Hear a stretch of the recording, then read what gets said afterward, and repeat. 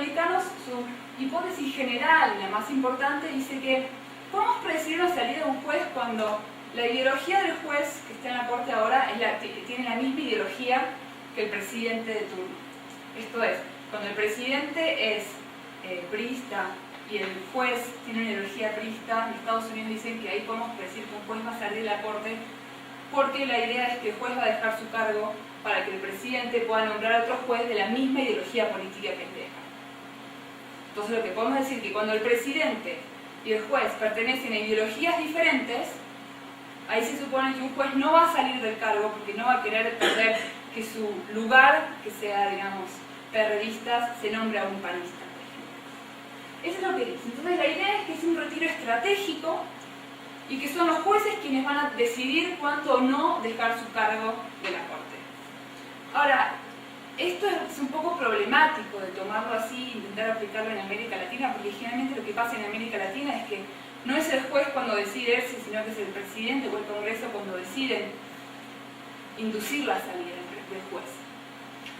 Ahora, algo interesante que va a hacer para este trabajo es ver qué pasa con Puerto Rico, porque Puerto Rico sabemos que hasta el 51 era totalmente dependiente de Estados Unidos y después se convierte en Estado libre asociado. Entonces, tiene Puerto Rico una lógica de estabilidad de los jueces parecida a lo que es la de Estados Unidos de retiro estratégico, o se puede asemejar más a lo que está pasando en América Latina.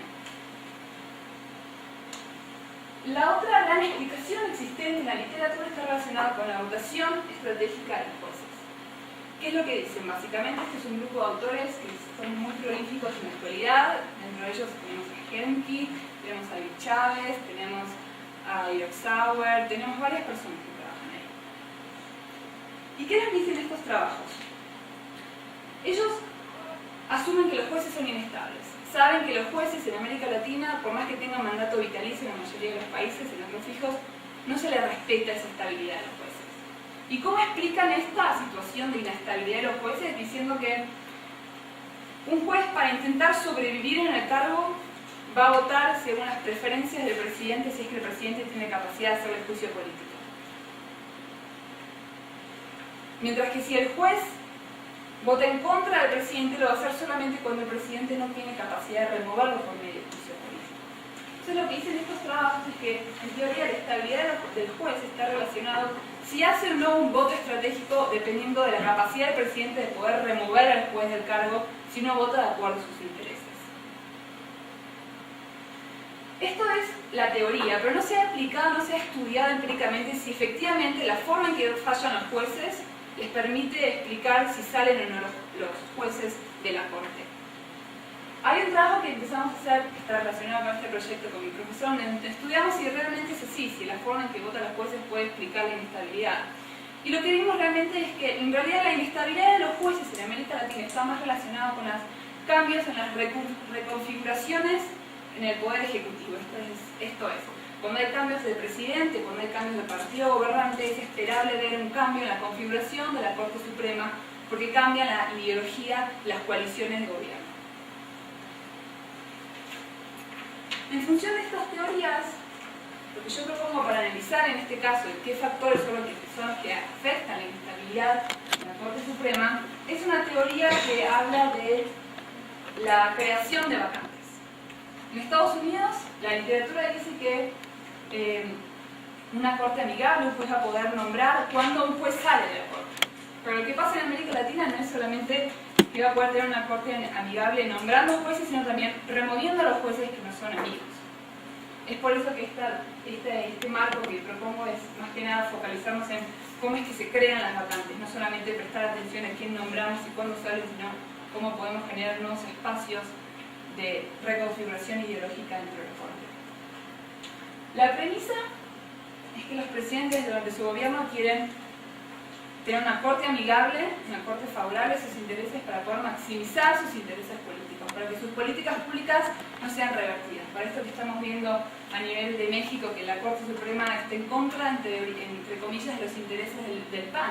El PAN no le ha gustado que la Corte dijera que es constitucional el matrimonio entre personas del mismo sexo. Entonces la premisa es que los presidentes siempre van a querer tener una corte amigable más que una corte enemiga a sus intereses. Y la proporción de los jueces que salen en un año de la corte no es aleatoria, sino que va a responder específicamente a diferentes factores políticos. ¿Cuáles son estos factores políticos que pueden explicar la inestabilidad de los jueces?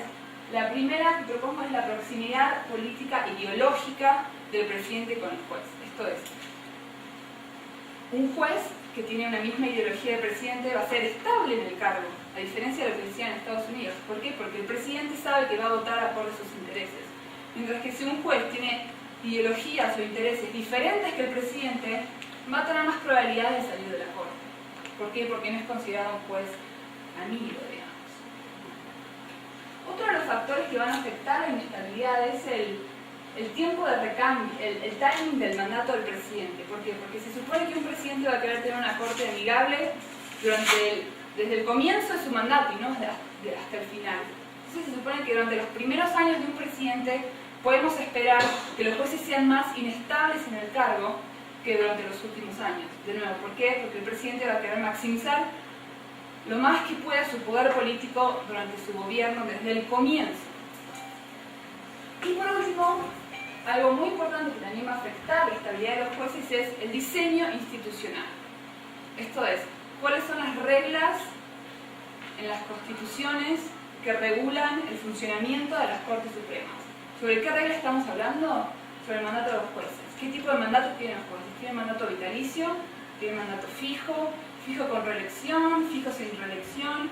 Y otra de las reglas bastante importantes que puede afectar la estabilidad de los jueces es la capacidad de court packing del presidente. Court packing es cuando el presidente tiene la capacidad de nombrar más miembros en la Corte. Esto es cuando la Constitución no regula específicamente el número total de miembros de la Corte. Si la Constitución dice la Corte estará compuesta por 5 miembros, el presidente tiene forma de que pueda agregar más miembros, sino que va a tener que sacar. Pero si la Constitución no dice cuántos miembros va a haber, eso le daría como luz verde, necesitaría el apoyo del Congreso, obviamente, pero para nombrar jueces. Antes de entrar en el modelo estadístico inferencial, lo que les propongo mostrar ahora es, bueno, cómo fueron evolucionando algunas de estas características para poder entender cómo ha variado la estabilidad de los jueces en la Corte. Lo que marca este gráfico es la evolución en el diseño institucional. ¿Sobre qué regla estamos viendo acá? El mandato.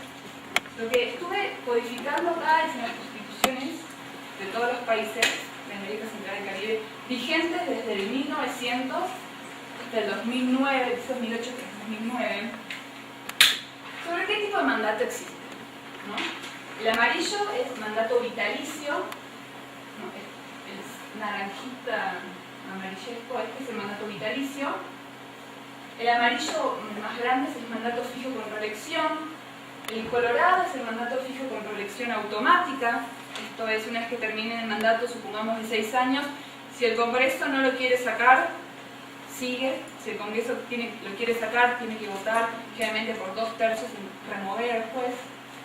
Y tenemos mandato con posibilidad de que se convierta, mandato fijo con posibilidad de que se convierta en un mandato vitalicio. Una vez ciertas reelecciones habilitarían a que se quedara república. Entonces, ¿qué son las primeras cosas que observamos?